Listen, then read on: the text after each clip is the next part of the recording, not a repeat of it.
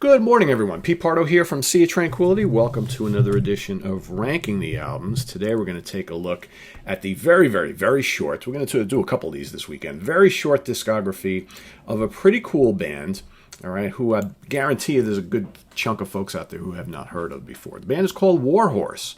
I think of Warhorse. Pardo, who the hell are you talking about? Who's Warhorse, right? So Warhorse was a cool little band created by Nick Simper, the original bass player from Deep Purple. So, in late 1969, Nick Simper and Rod Evans leave Deep Purple. Okay, Rod goes kind of into hiding for a little bit, winds up with Captain Beyond. Nick Simper actually goes out and puts together a band called Warhorse, and basically only ever released 2 albums, both on the Vertigo label. So we're talking about 1970. So between 1970 and 1974 was really the kind of period that Warhorse was actually a band. All right. And like I said, on Vertigo, guys in the band, the initial lineup, so in 1970 when he put together the band, we had Nick Simper on bass guitar, Ashley Holt on vocals. You remember Ashley Holt sang with Rick Wakeman quite a bit. Ged Peck on guitar, Mac Poole on drums, and a guy named Rick Wakeman on keyboards. So the very early incarnation of Warhorse actually contained Rick Wakeman on keyboards, but he wound up leaving before they actually went and recorded their first album, and he wanted to join Straub's. All right, so the official first lineup in 1970 for their first album is Ashley Holt on vocals, Ged Peck on guitar, Mac Poole on drums, Nick Simper on bass, and a guy named Frank Wilson on keyboards. That would be the first lineup of the band. So they only got 2 albums. I've been sitting here how to rank them. I like both of them pretty much, and I think we're going to use this show more as an excuse to talk about the band and the 2 albums than actually ranking them. But for the purposes of today, I think I like the debut a little bit better. So let's talk about their second album first, okay, which is called Red Sea. This is going to be my number 2. Pretty cool cover, right? These are the Angel Air Records reissues, which very cool. I have a bunch of bonus tracks on both of them. So here, for the second album, we actually have the lineup of Ashley Holt on vocals, Mac Poole on drums. Ged Peck had left after the first album. He's replaced on guitar by Pete Parks, Frank Wilson on keyboards, and of course Nick Simper on drums. So for this particular album, again, both albums very much sounding like Deep Purple. A little bit of the mid-late 60s Deep Purple, those first 3 albums, the Mark I era band. So kind of a little bits of psychedelia, a little bits of folk, all right, and hard rock, okay, mixed with the more thunderous heavy rock stuff, and certainly lots of prog of the early 70s Deep Purple albums. And in fact, I'd arguably say that Warhorse had a lot more progressive rock elements in their music as opposed to Deep Purple, who drew more from a blues background and made it really heavy. Okay, so on this second album, we've got just 7 tracks. Okay, you got the title track, Red Sea, really good, kind of like I said, atmospheric, kind of proggy, hard rock number. Then Back in Time is coming in at number 2, song number 2. That's the big heavy rock song on the album with the roaring Hammond organ, crunchy guitars, blistering lead guitar solos. Ashley Holt's vocals, very high pitched. He could scream with the best of them. Nice, mid-range vocal as well. Back in Time's got good riffs. It's got, both guitar players in this band, whether the first album or the second album, have a Blackmore thing kind of going on, right? So it's amazing how similar a lot of the music is to Deep Purple. Okay, then you got Confident But Wrong, but Back in Time, almost 8 minutes long. Really, probably the best song on the album. Confident But Wrong.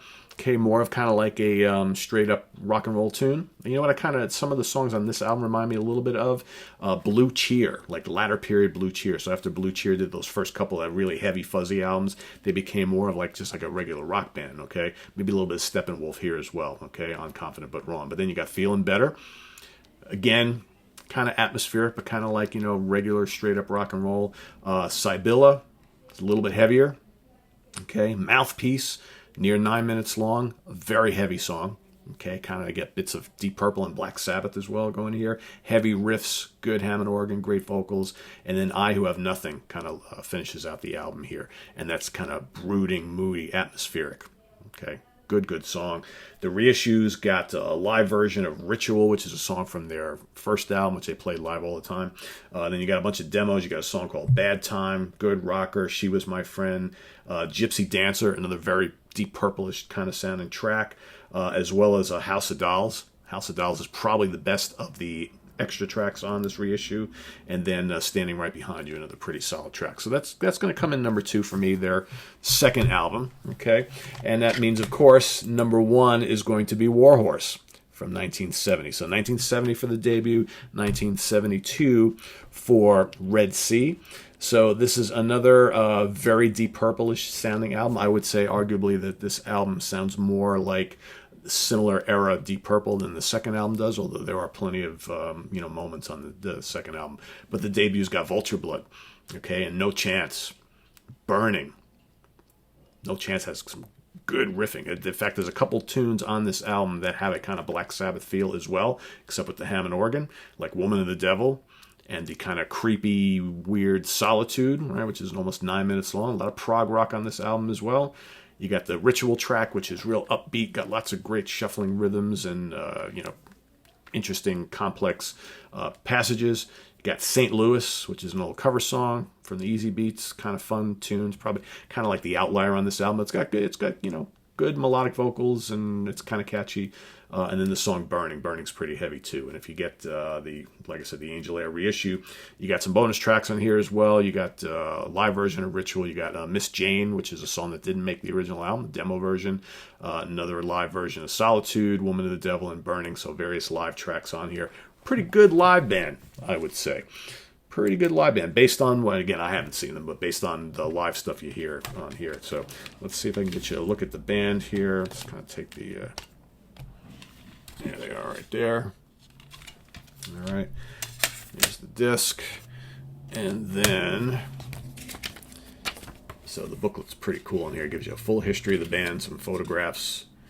Okay. Very cool band. Like I said, it's a shame only did the 2 albums. I think for any Deep Purple fan, these guys are a really cool curiosity. They really are. And like I said, pretty rockin', pretty progressive, from the time. And some of their stuff also, has hints of like that Vanilla Fudge, or Iron Butterfly, that sort of thing. All right. If you love, bluesy but hard rock guitar riffs and solos and lots of Hammond organ, really strong vocals and tunes that are kind of catchy but heavy, kind of proggy, I don't see why you wouldn't really enjoy these guys. So, my ranking could change just about any day because I like both of these quite a bit, but I think I prefer the debut just a little bit better. Although I love the cover on this one, obviously. But great tracks on both. So check them out if you haven't. You should still be able to find these on CD out there, okay? Or go to Angel Air's website, okay? Angel Air Records, located in the UK. Definitely probably can get them directly from them if they're still in print. So anyway, visit us on the web at www.seatranquility.org. We're on Facebook, we're on Twitter, of course, we're here on YouTube all the damn time. Coming up probably tomorrow, got a big interview with a very, very special guy. Okay, that's happening tomorrow afternoon. Tomorrow morning, look for another cool little ranking video from another little band who only had 2 albums. Okay, and one of the members is also from another very notable band. This was the band he formed after leaving that band. So that's coming up tomorrow, so I'm not going to spill the beans. You'll get that tomorrow morning, so enjoy it when it comes out. Also coming up, we've got this week, we've got ranking the albums of New England, ranking the albums of City Boy.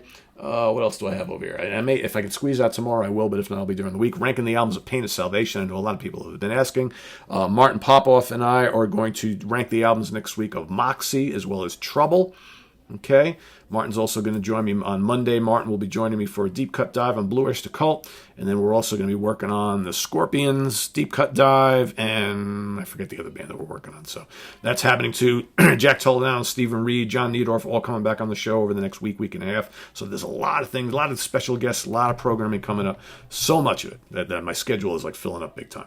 So we're bringing it to you guys, right? So we'll see you then. For those of you here in the U.S., happy July 4th. Enjoy the day today. It looks like the weather's here in New York starting to take a turn for the better. So that's pretty cool. So see you guys all later on, right? Take care. Bye-bye.